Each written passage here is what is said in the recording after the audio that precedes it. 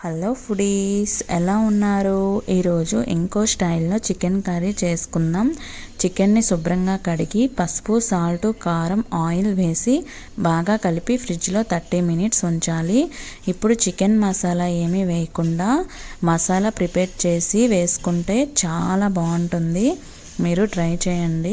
Mixie జార్లో దాల్చిన చెక్క, లవంగాలు, యాలకులు, నల్ల మిరియాలు, బిర్యానీ ఆకు, ధనియాలు, గసగసాలు, జీడిపప్పు, జీలకర్ర వేసి మెత్తగా పొడి కొట్టుకోవాలి. కళాయిలో ఆయిల్ వేసి జీలకర్ర వేసి ఉల్లిపాయ ముక్కలు వేసి గోల్డెన్ కలర్ వచ్చే వరకు ఫ్రై చేసుకొని అల్లం వెల్లుల్లి పేస్ట్ వేసి పచ్చివాసన పోయాక మిక్సీ జార్లో టమాటా వేసి మెత్తగా మిక్సీ పట్టుకోవాలి.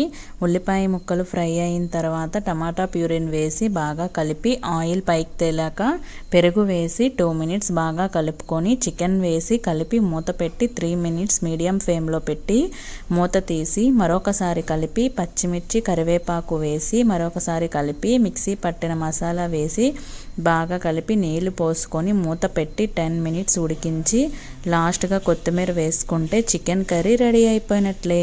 వేడి వేడి చపాతీతో కానీ రైస్తో కానీ ఈ కర్రీ బాగుంటుంది.